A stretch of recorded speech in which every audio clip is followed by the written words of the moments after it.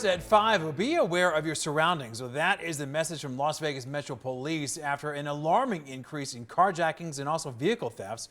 Well, thanks for joining us here live on TV, Fire TV, or wherever you're streaming us right now. I'm Todd Quinones. And I'm Trisha Keene. Officers are concerned because many of these crimes are allegedly being committed by teens. 13 Action News reporter Jeremy Chen is live explaining what's being done to address this issue. Jeremy.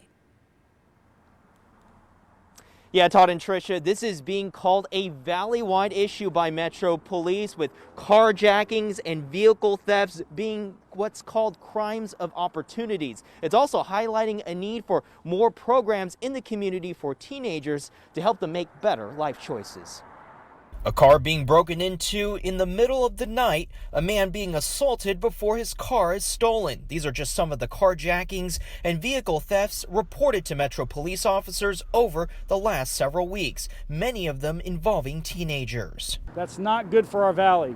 Metro Police Captain Fred Haas says there have been 17 carjackings around the valley this year, up 30% from last year. He says half of them involved teenagers as young as 14 years old, something he says is unacceptable. One of the things we have to do as a community is get around these kids. They're not in school, they've got a lot of free time, and Metro's working with intervention officers to get out there and make contact with these kids before they go down this road of violence. Community activist Robert Strotter works closely with at-risk youth. He's disheartened to hear the news. Most of the time the kids don't know because they think it's fun, or they're listening to somebody that's older, or they're just having fun and they don't know the recourses to that. He says many families are struggling during the pandemic, which he believes could lead to some teenagers to steal cars. He says having more youth programs to guide them away from a life of crime is key and encourages others to support them. STEM programs and try to better themselves to get ready for society, because millennials and Generation Z, this is their time and we need them.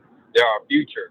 Captain Haas says Metro Police officers are trying to do just that by providing families and teens access to necessary services. We've got to break that cycle of crime with these individuals and these young men and women of our society to make sure they're getting that help and support they need.